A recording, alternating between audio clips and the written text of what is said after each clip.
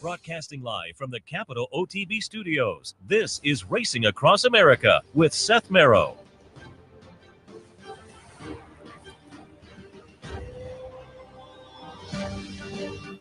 Good morning and welcome to Racing Across America on this Sunday morning. This Sunday morning, actually racing around the globe.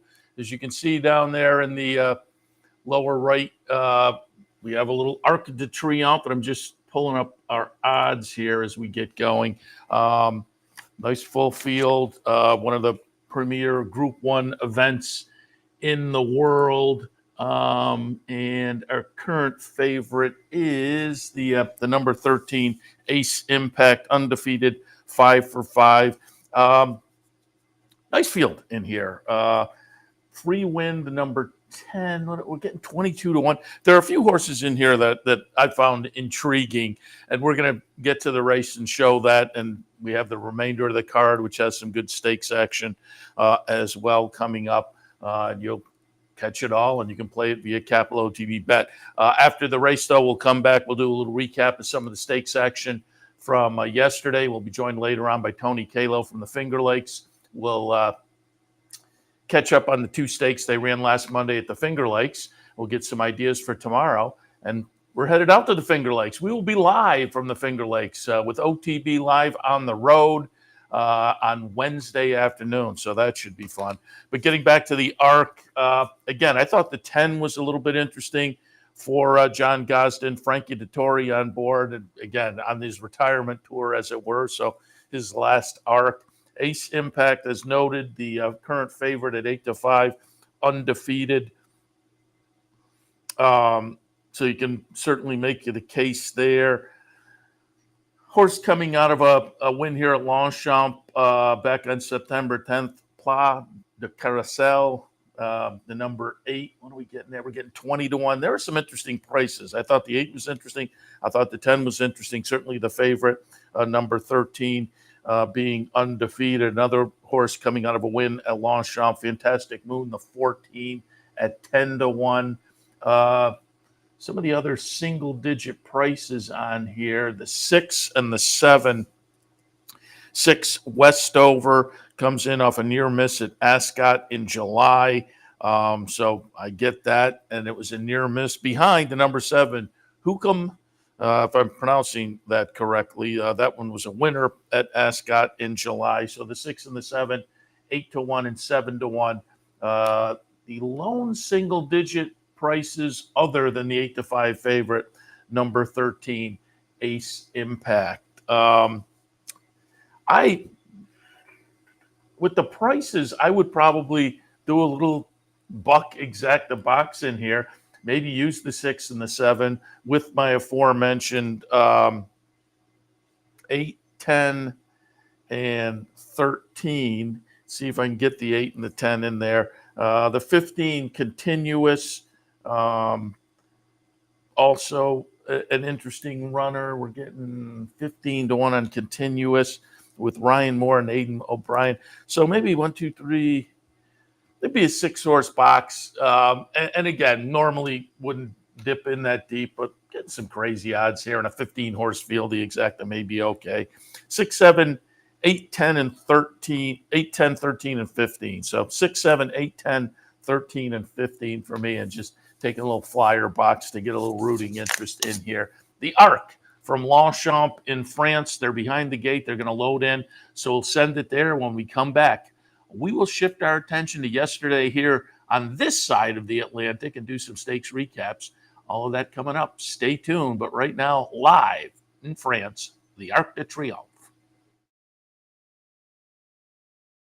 Yeah, that Saki won't finish 5th. That's the closest any of his Ledger winners have actually managed in the race. So I guess that is, I mean, whether it's just a complete coincidence or what, but obviously the Ledger does take a fair bit out of a horse by going a slightly longer trip. And this year, again, we saw it with Darnation. It's only 2 weeks between 2 meetings. So it might be ironic if this was the one when he did actually make the breakthrough and there's even less time between the two. But I guess that is the question mark with him. But in terms of his form profile, it's gradually up and up and up, isn't it? And he was pretty impressive in that Ledger. Steadily run, coped very well with that, but steadily run, but also had the speed to put the seal on the race and the strong stayer see it out at the finish. So he's talented and going the right way. It's just that quick backup, isn't it? Fantastic Moon is a very versatile horse. He can get back as he did in the German Derby, but he can also sit on the pace.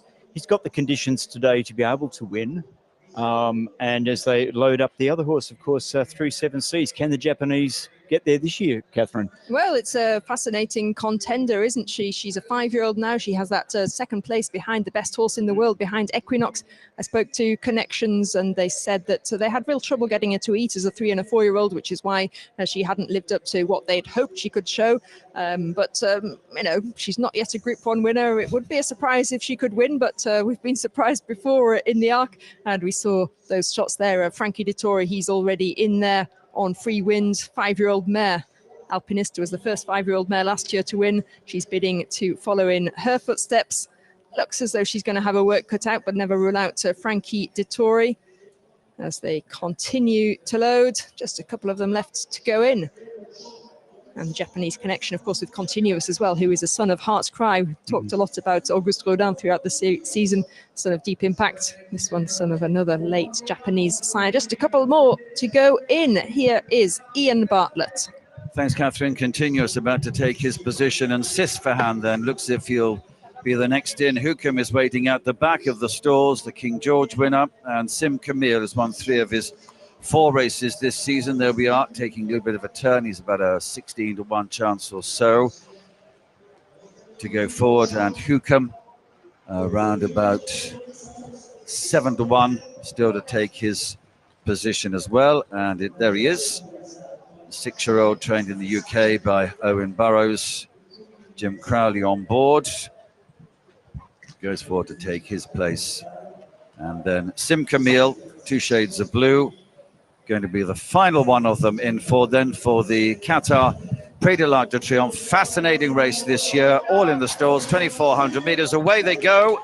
Get away to a fairly decent break. Free Wind is ridden away from the starting stalls and is one of the back markers as they begin to settle down. And early on, Sim Camille, Place de Carousel, Bay Bridge, Mr. Hollywood and Hukum to Westover.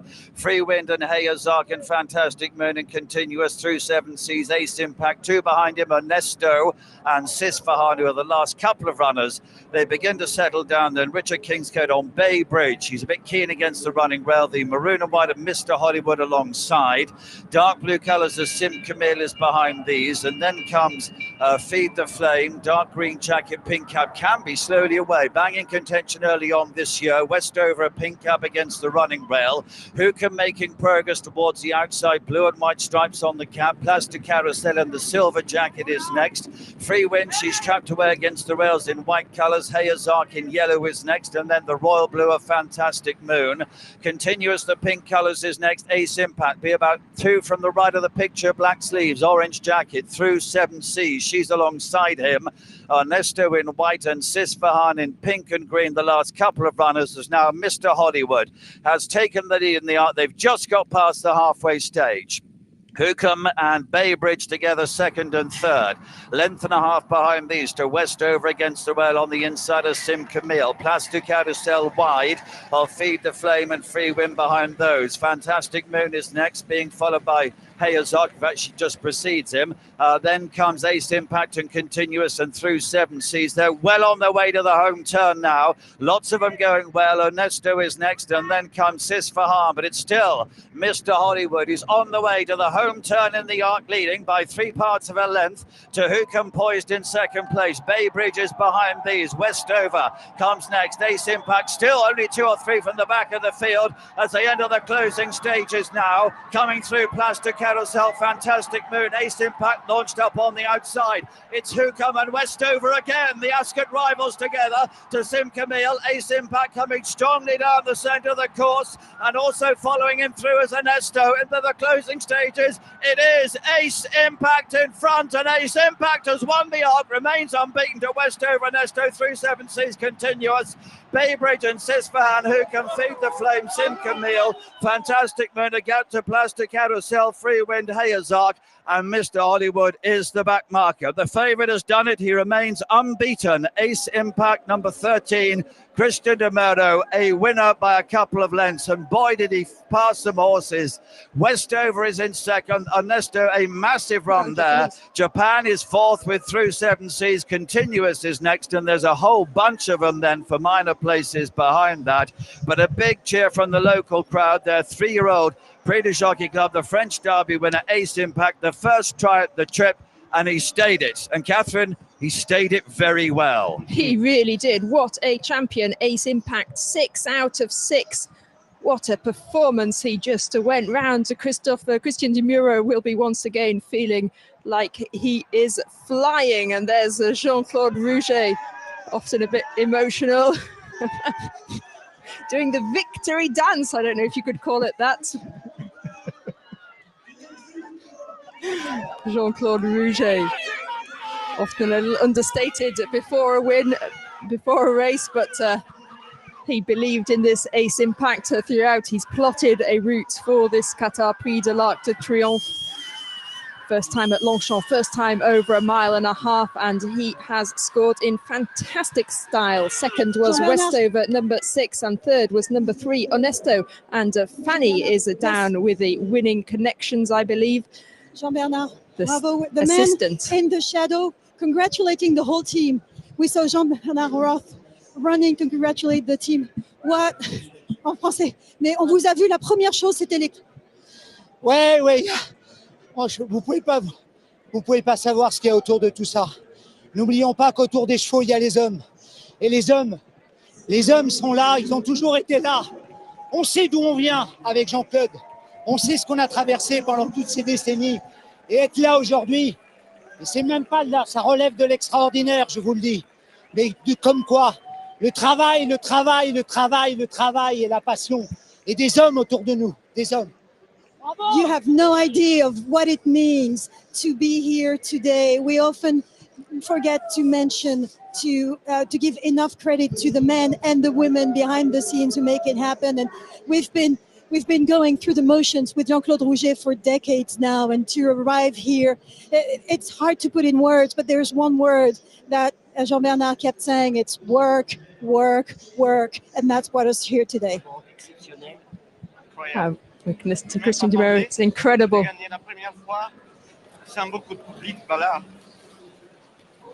To win the art the first time was amazing, but this is just except.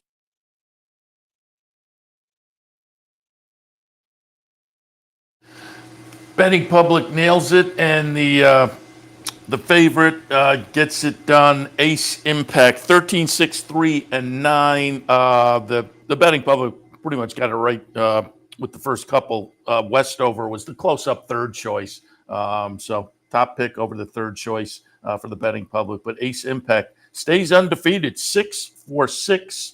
3-year-old getting it done in the Arc to, as I say, stay undefeated. Impressive performance there. We'll see if what that one does next. Sometimes Arc Weekend has Breeders' Cup implications, sometimes not. And oftentimes the Breeders' Cup from Arc Weekend becomes an afterthought, because I think some of these races over there for these connections, this is the goal. And then you do well, and you think, well, maybe we'll go to the Breeders' Cup. And so you have to take that into account if they do show up. Next up, the Prix de l'Opera. That's also a nice Group 1 annually. So that'll be coming up in 40 minutes or so, 35 minutes, 10:50-ish there. Do want to alert you also, just so you are aware for the afternoon, it's Arc Day internationally, but also internationally, it is Breeders' Day up in Canada, Woodbine, third leg of their Triple Crown. So I did want to alert you to that, because it's the Triple Crown series up there this year was just phenomenal as far as betting and betting interests. And the Breeders today at Woodbine, no exception. 18 entered, 4 are on the AE list. So it's a field of 14 scheduled, and it does include the winner of the Queen's Plate and the winner of the Prince of Wales. And I'm just looking at our PPs here. Second place finisher also in the Prince of Wales, second place finisher in the King's Plate. Did I say Queen's Plate or King's Plate? Should be fun today. Paramount Prince, the Marquesi runner that won the King's Plate and ran well at Fort Erie in the Prince of Wales. Just early fractions, 45, 110. The other horses who were up attending faded back. He held on to be third. But the interesting thing here also is this is the third different surface. Their Triple Crown, very unique. Synthetic, then dirt, then turf.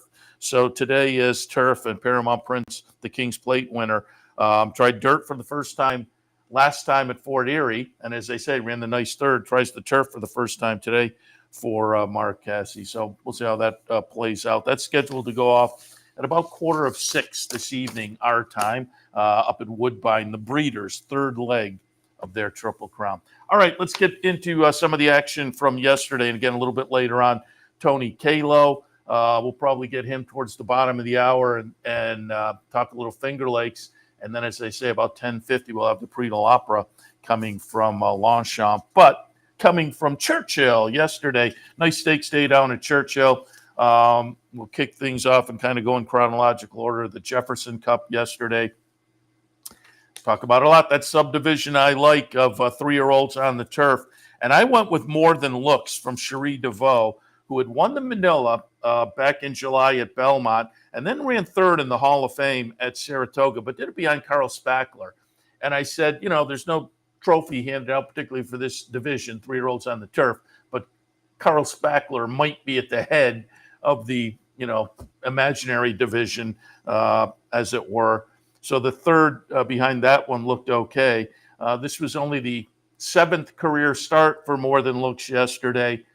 But now I'm thinking More Than Looks is flirting with the top of the standings in that subdivision. More Than Looks makes a great late run here. More than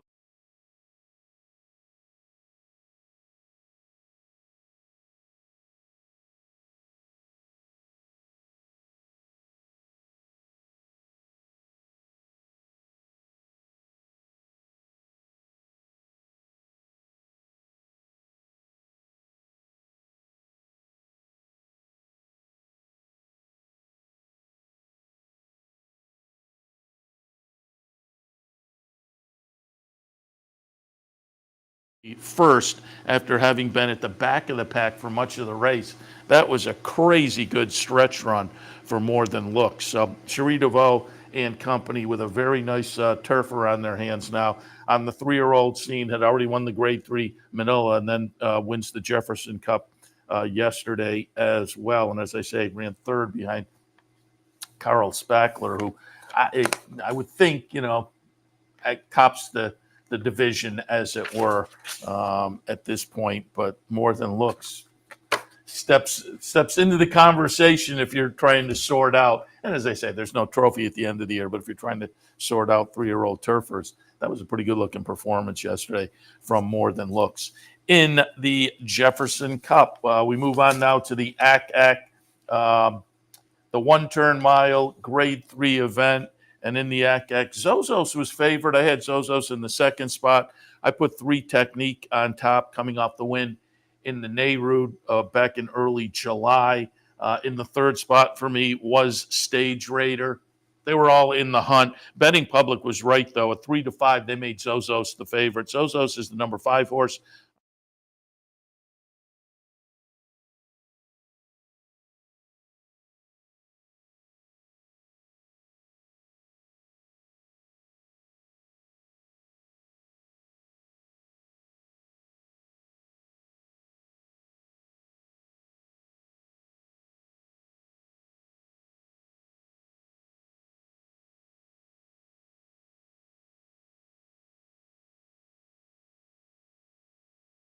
$0.54.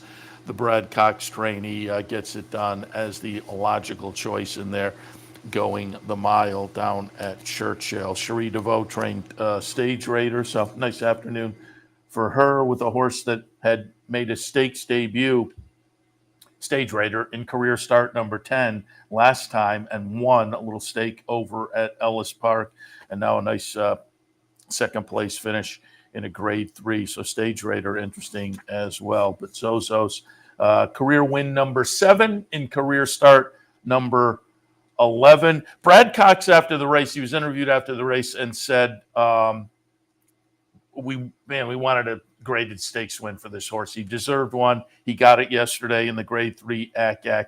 But he also said he's probably a better one-turn horse. And the Breeders' Cup situation would be 2 turns.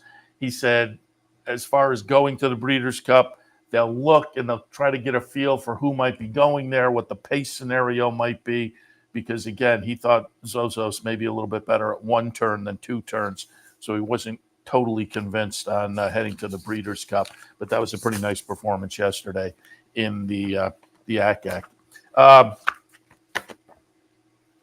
Churchill yesterday also, it was the Lucas Classic. I like Rattle and Roll with some trepidation because, boy, he tossed in a clunker in the Jockey Club up at Saratoga. But I was going back to the Blaine, the nice win he had back in June at Churchill. So returns to Churchill. He'd won the Blaine. He'd run a close-up second in the Stephen Foster. That was in the midst of a string of triple-digit buyers. And then, as I say, disappointed in the Jockey Club. So I was expecting a rebound. Did not get it yesterday with Rattle and Roll, unfortunately. Clapton was a horse I looked at. He was 4th in the Jockey Club. Rattle and Roll was 6th. But Clapton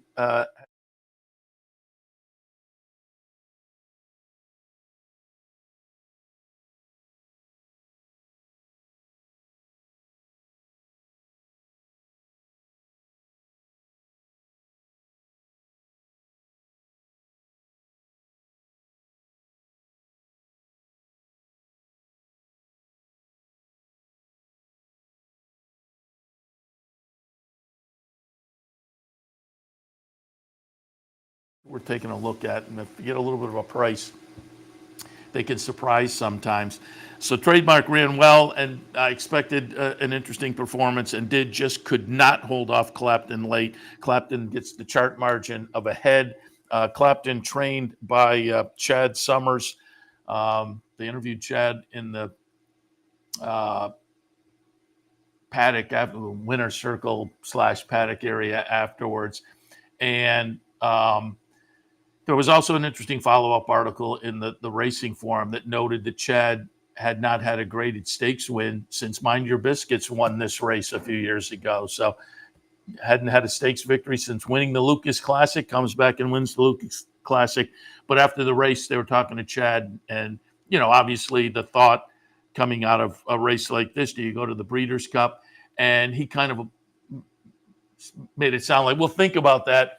But this was a private purchase going back a few starts, and private purchase by some Saudi Arabian connections. And so Chad said, we're likely looking towards the Saudi Cup for this one. So will the Breeders' Cup be on the agenda? Wasn't quite sure. So we'll see how that shakes out as far as coming out of this and what goes next for Clapton. But again, nice performance yesterday. Again, Chad Summers getting into the graded winner's circle again down at Churchill. First since the very talented Mind Your Biscuits. All right, let's go and take a look at a couple of the nice stakes from Laurel yesterday. I'll take a look at the 2-2-year-old stakes. Those are there was 4 nice stakes. But the 2-2-year-old stakes are the ones that I think will play into the future more definitely. And clearly, the winner of the Salima will be one that we'll see from and hear from with those connections. We saw this one, the winner. And I liked this horse yesterday, and I liked this horse last time. I did not use the horse in the debut up at Saratoga at 6-1. Won that debut up at Saratoga, and I'm talking about Brock Nardini. Won up at Saratoga, and off of that, I thought the horse was interesting a couple of weeks ago in the Natalma up at Woodbine, and was disappointing up there running 13th in the field of 13. But that was one where you had to go back and watch the replay. And the trouble line on the past performances, hop start, That was not so much. But then there was also the note that the horse was bumped at the 8th pole. That the horse got crushed at the 8th pole. I don't think the horse was going to contend on the win end either way, but it played into the last place finish. Definitely, the horse would have done better than that. So I jumped back on board Brock Nardini yesterday. George Weaver trainee, coming back fairly quickly off the disappointment in Natalma. That attracted my attention as well. I wasn't thrilled with the 2-1 on the morning line. I was hoping we would go up. We did. We went to 7-2, which was a little more palatable. And Brock Nardini paid off $9.40. You'll see Brock.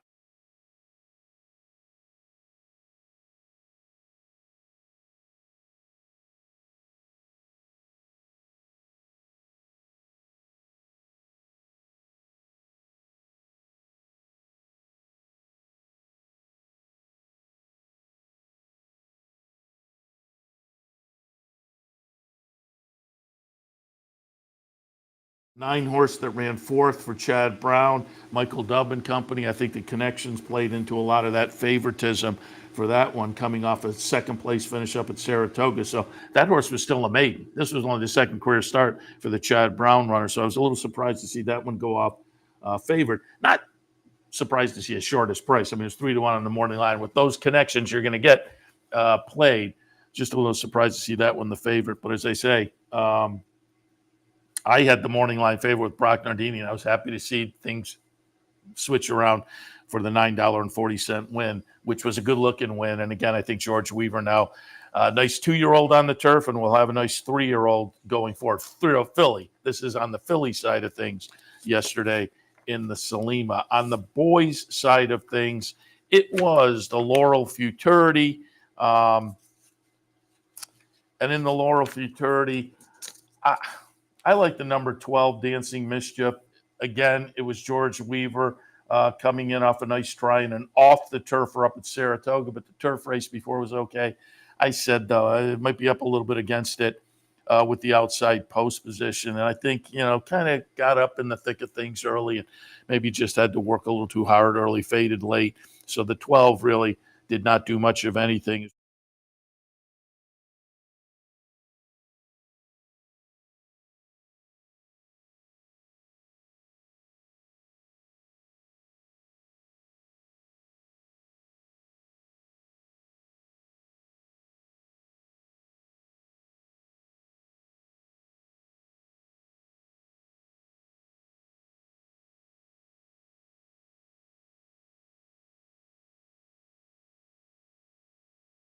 And third, those were both at 5.5. I like this angle, a couple of sprints and stretching out in the third start. That also works if you're coming back from a little bit of a layoff, a couple of sprints and then a stretch out. Love the angle, and Air Recruit got it done yesterday in fine fashion again on the boys' side. So we'll see how that one plays out moving next year into that division. I like the 3-year-olds on the turf, but certainly looks good so far on the 2-year-old side of things. Air Recruit getting it done yesterday. Also at Laurel, Interstate Daydream, who looked to outclass the field in the Twix, got it done and got it done pretty easily at 30 cents to the dollar. And in the Japan Turf Cup at 1.5 miles, Yamato got it done for Mike Maker and got it done pretty easily as well. Eon's the 7-year-old, I believe, got up for second, and Bear Oak also looked to be a player and wound up third. So the Logicals were right there in the mix in the Japan Turf Cup down at Laurel. So nice day down at Laurel yesterday, again with some stakes that we hit on with Dave Rodman yesterday. We'll take a look at some of that Santa Anita action. Had Howard Kravitz on yesterday, and if you looked at we put up his pick 5 play from his HHH Racing podcast. And if you glommed onto that one, you wound up getting the pick 5 payoff yesterday at Santa Anita. So congratulations to Howard and anybody who might have used his ticket. But if we get a chance a little bit later on, we'll take a look at some of that Santa Anita action as well. But with the Prix de l'Opera coming up at 10:50, we'll take a break. We'll reach out to Tony Calo, and we'll use this time to talk a little Finger Lakes from last week with the 2 stakes and some Finger Lakes coming up going forward as well tomorrow And we'll be out there Wednesday live with an on-the-road OTB Live. So all of that right after this. Stay tuned.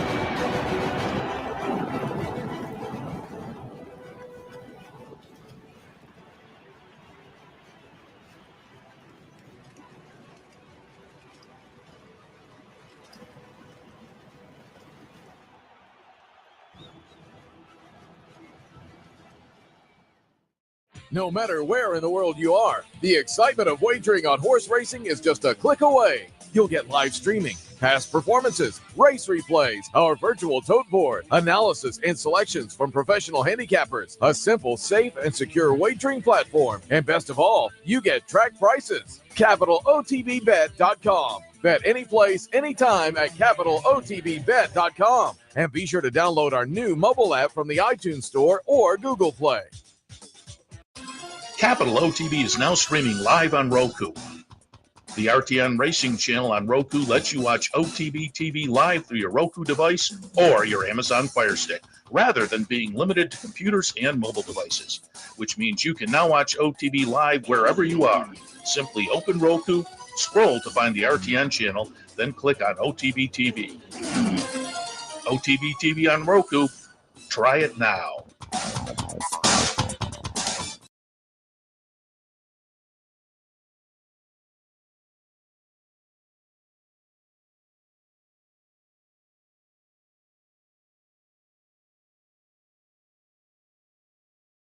Welcome back to Racing Across America. And again, yesterday we had a little trouble with the phone. That our guests, I hear them fine. They're having trouble hearing me. So if Tony asks for a repeat, that's why it's on our end somehow. The phone's a little funky. But we are joined now by our friend Tony Calo. We'll talk a little bit last week because a couple of nice stakes on Monday last week. We'll get a little preview for tomorrow as well. Tony, good morning. Hey, Seth, how's it going, buddy? Very good. Happy to have you on board. And I didn't mention it during the commercial break, but I mentioned it to the folks here at the top of the show. We're looking forward to our afternoon program, OTB Live, on the road on Wednesday. We will be live from the Finger Lakes. Carve out a little time. We want you to sit in with us for a few minutes. Yeah, we're excited to have you guys out here. Should be some real good weather, too, from the forecast.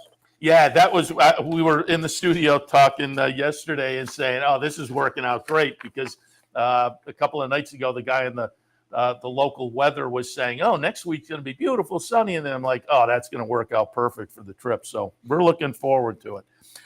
Let's go back and take a look at some of that action we talked about last week, because last week you had the two nice stakes races on the card. The Aspirant, we'll take a look at that one first. Can I Get a Loan? Kendra Carmouche out for the ride. Jeremiah Engelhardt, trainee, gets it done at 3-1. Trust Fund second. Tall Paul, the Bob Baffert, first time ever starter at the Finger Lakes, winds up third in here. But Can I Get a Loan? Looked pretty good. Nice little 2-year-old in the Jeremiah Engelhardt barn. Yeah, it was a heck of a horse race, that's for sure. I would have to somewhat assume. We don't want to make too many assumptions, but hopefully we can get all three of them back, because all three were very valued. Even the fourth place horse ran very well in defeat. So turned out to be a great race. And you kind of gave it to us, Seth. You told us Kendrick had been riding lights out, and what a heck of a ride he gave that horse. Yeah, and it was a ding-dong battle, as we just saw. We watched the stretch run, head, and a length amongst the first four finishers. But it's nice to have a nice little 2-year-old and Can I Get a Loan? Certainly proved that, looked it up at Saratoga and continued at the Finger Lakes. A little bit later on in the card, the girls in the Lady Finger. And another horse we talked a little bit about last week. The betting public was on board. Solo Shot at even money gets it done. Manny Franco on board for George Weaver. George Weaver on the trainer side of things having a very good year. Red Wine and Whiskey second, and Unicorn Cake runs third. But again, as the favorite, Solo Shot gets it done in the Lady Finger. Yeah, Solo Shot was a good-looking winner of the Lady Finger. Obviously got a huge pace advantage when a couple of her main pace nemesis scratched early in the morning, and Jeremiah's filly really didn't break that well. And race was pretty much over before it even had a chance. But we're not going to take anything away from the winner. She did what she was supposed to do, and she did it very stylishly. And again, that's always fun to have those weekday stakes races. And so last Monday, a lot of fun out there. And when you're on the 2-year-old side of things, fun also because they're horses we can look forward to in the future. So going to be rooting for those. Let's get some horses to root for tomorrow on the Monday card at the Finger Lakes. We're going to start things out looking at race number 6. It's an allowance, non-winners at 2, 5.5 furlongs. Interesting little field in here. What did you see in race 6? Well, the last 3 tomorrow are really, really nice races. So race 6 is pretty competitive. I would have to assume a lot of money is going to go on the Michael Maker trainee, Tommy Gunn. Anytime a horse can be forwardly positioned the way he has been in races at Belmont and Saratoga, when they venture here to Finger Lakes, they catch everybody's attention. Maybe we can get some other horses to try to go with them. Coney Road maybe could try to show a little bit of pace from the rail. He was able to go 22-2 in his debut run. Under the Knife, I think, is a horse that wants to be forwardly positioned. I know his most recent race, he graduated with only a 23-second opening quarter, but if you do look 3 races ago at Saratoga, he's right off there of a 22-2 going 5.5. So, I've been fond of Busting Credit all season long. I picked him in his debut run, and he didn't get away that well, but closed pretty nicely. I loved him in start 2, and he did everything but get to the winner's circle for me. Obviously, just my luck, the curse of Calo. He gets there at 3-5. That does me no good. and now I've been on him for 3 consecutive starts, and he's kind of regressed. But I remember talking to Paul Barrow earlier in the season. In fact, it was back on the 10th of July. My buddy Billy Morey from my old stomping grounds was in town running some horses at Finger Lakes, and got to catch up with him. And Paul Barrow was hanging out with us, and I go, "Hey, Paul, I really like your Busting Credit." And he's like, "Tony's got a lot of ability, but he's just still green and having a little bit more longer time trying to put it all together." Well, I'm hoping he's going to put it all together tomorrow.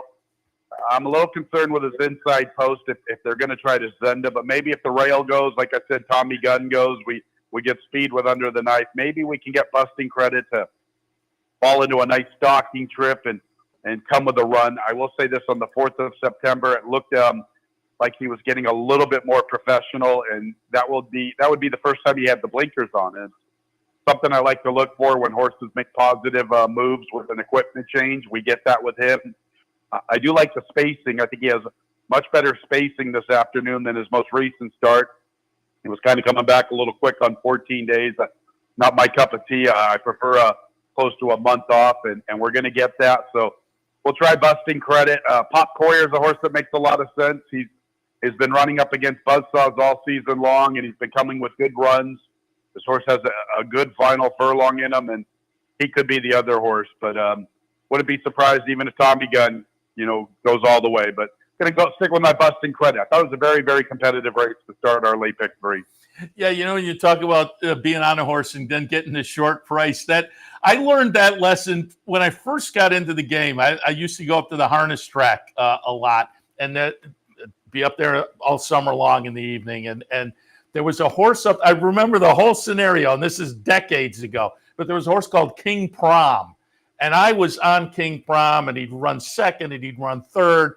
And sure enough, by the end of the summer, he got his win at, like 6-5. Thanks, King Prom. You're killing me there, King. But I learned the lesson. At some point, you have to get divorced from some of those, particularly before the short price. It's a square between the eyes and doesn't help a thing. I will note, speaking of that, you touted a winner last week. But you got the short price on the scratch. You were taking a little shot against Jack and Bernie. Jack and Bernie scratches, but the horse you like won. But with the scratch, you got the short price. Yeah, it's just the way it seems to work. I've had not one of my better seasons with my top selections. Had a good day Tuesday. I wish you guys would have had me on Tuesday. But it just seems to be the case. That horse, Trelad, I knew he was going to run a good one, and I don't know if he would have beat Jack and Bernie because he's still green himself. This Trelad. I don't know if you remember watching the race, but he ducked in pretty bad, lugged in pretty bad would be a better way of saying it, right around the 3/16th. And I was like, wow, he's in a little trouble today. And then once Anthony Salgado straightened him out, he came with his big run. But they were betting the New York horse. I can't think of his name, Golden Arm or something of that nature. It's kind of getting away from me right now what his name was, but they were betting that horse pretty intensely early on, and I happened to text one of my buddies in California, and I go, if you can get anywhere near 2-1 on Trelad, bet all you want. And of course, he goes off at 3-4. Maybe that was your friend. Maybe so. But yeah, you're right. Golden Arm, you had it. Irad was on board because it was last Monday with the stakes races, so he was out there. I'm sure that was a lot of Irad attention and went off his close-up second choice. But that was a good call on Trelad. It was just you took the worst of it with the scratch. All right, let's take a look. And Seth, I took a sneak peek at the Will Pays, and I thought Trelad was the lower one, so I kind of had a feeling he was going to go off as the definitive favorite. Yeah. Again, with the scratch, it became a little more logical. Speaking of weekday stakes races, the Jack Better Be Right, the 7th tomorrow. Statebreds vying for $50,000. Nice full field of 10 in here. What did you see in the 7th tomorrow? This is a cool little race. This one kind of snuck up on me. I was going through the entries, and at first I just thought it was another typical Finger Lakes good allowance race. And then when I saw Vente Valentine in the race, I was like, this might be the Jack Better Be Right, and indeed it is. Obviously, Vente Valentine brings all the proper credentials, good enough to win a $125,000 race at Saratoga. She has a tremendous bankroll, a great career, 9 for 13. Makes her own trip every race. She can go to the lead. She can stalk. 3-1 seems awfully. Seems a little bit deceiving. It's funny. I had to fill in for Dave Mattice a couple weeks ago, and I was kidding around because I love my morning line maker. He's a great guy and get along with him great. But I'm like, thanks a lot, Carl. You lured me in with your morning line on this one. You're giving me 3-1, and I know he's not going to be anywhere near the price. But obviously, Vente Valentine, the horse to beat. Gone and Forgotten has been our top mare in the last 2 seasons, and she's versatile. I'm pretty sure she won the Jack Better Be Right last year. So those are the 2 logical players, and they're not going to be anywhere near 3-1 and 7-2. Obviously, you have to use both of them. I'll give you a little bit of a long shot out there if you want one, fans, and that would be the bottom gal, the 10 Curly Girl. Curly Girl won Our Lady Finger as a 2-year-old, and she ran very well in our New York Oaks last year. She had a very troubled trip and came home very strongly. With a cleaner trip, she could have won the New York Oaks last year. This year, she's been good. She kind of caught us all a little bit off guard on the 22nd of May when she won sprinting. She looked good winning the second Statebred, defeating Charge Nurse. Last time out, she ran well, finishing strongly to Gone and Forgotten. I don't like her pose, but if she can secure somewhat of a stalking trip, who knows? If you're looking to try to get away from both the 2 I mentioned earlier, the 2 and the 3, give Curly Girl a little bit of a look. Maybe she gets up and it just makes the exotics a little better, and who knows, maybe she blows it up for us. Yeah, Vente Valentine, I think, kind of got back on track last time. So, that 3-1 looks generous off the Saratoga win. We'll see what we get. A fabulous 2-year-old. I vote in the New York bred season-ending honors. And a couple of years ago, as a 2-year-old, she was just phenomenal. And then kind of didn't live up to it in the 3-year-old season, but last time maybe seemed to get back on track. Going to be interested to see what she does tomorrow up at the Finger Lakes. All right, the 8th. And Seth, the more I look at it, I guess the only question mark perhaps could be the 2 turns. It seems like all of her good races have been 1-turn races. So it looks like she's been able to settle nicely in the 1-turn races. And perhaps if you go back to her Fleet Indian, maybe the 2 turns isn't her best trip as she's gotten a little bit older. And she is 0 for 2 at the distance, I guess. So, but obviously she has all the credentials. That's a great point. The race 2 back at Belmont, obviously 1 turn, and at Saratoga now that mile is like a turn and a half. So that's Turn and a half, yeah. That's a great point. The 8th tomorrow, the 8th and final allowance non-winners of 2 lifetime. This one 9 furlongs. Again, nice field of 10 in here. 9 betting interest, but a field of 10. What did you see in the 8th? Pretty cool race to end the card. Yeah. I'll talk about pretty much 2 of them. There are others, obviously. You get a field size like this. My top pick would probably be the 6th Street Top Officer. The horse has really done not much wrong for us since he got here. Very, very troubled trip on the 7th of August. Probably the best in that affair. Looks good winning on the 22nd of August. And the runner-up came back and looked good winning. Last time out was up kind of against the pace a little bit. The winner got all alone on the lead with a 14 for 3/4.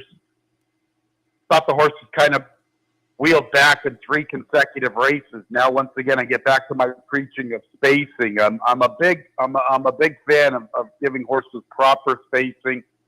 I hear Ron Ellis in California talk about it all the time. Horses run their optimal performances with ample time between starts. And I get it.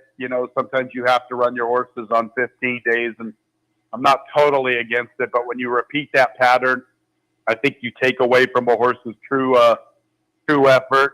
At least this is a little bit closer to the month that I like versus the last 3 races. The horse has ability. The price is going to be decent.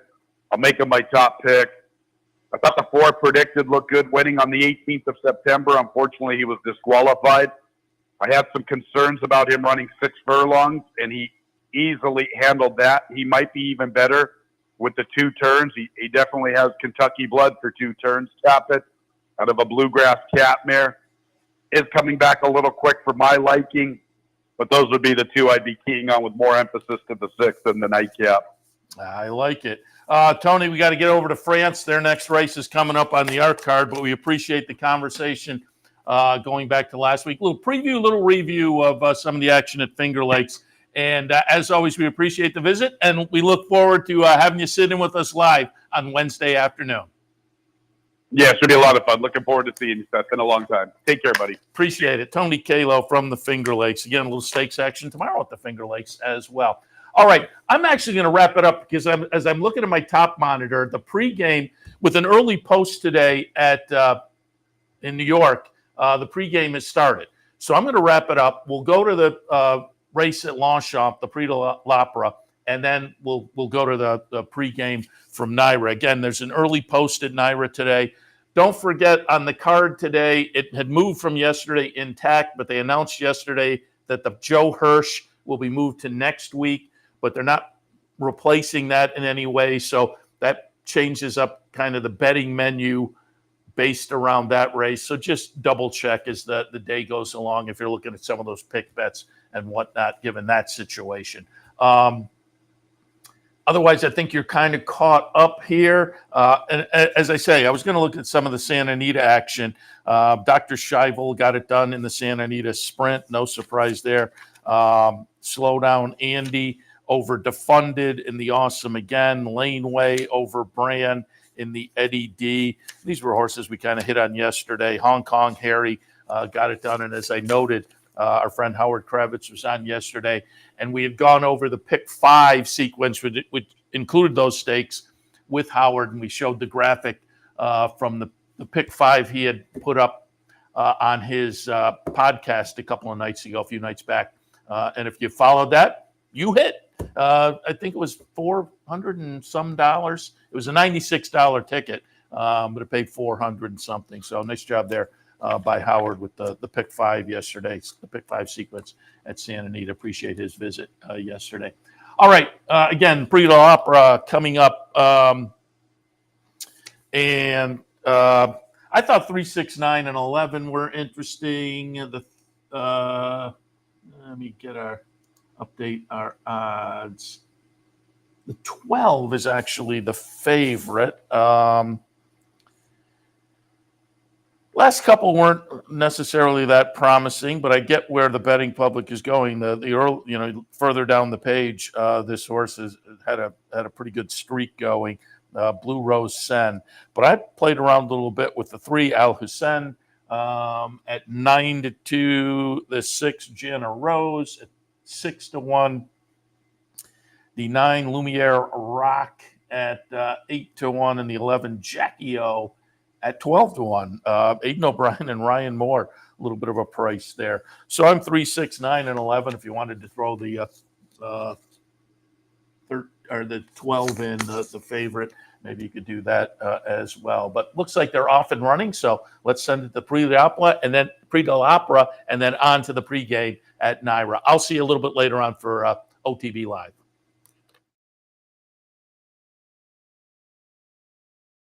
Gap would have been diminished a bit, perhaps, if Jackie O got out earlier. But on that run, Lumiere Rock's a big player. Again, drawn handily, tends to race prominently. You think she'd get a good position from that draw. One we saw in shot there, it's really competitive, this race. For me, one we saw in shot there, Stay Alert. I'm looking, you can back her at 31-1. I mean,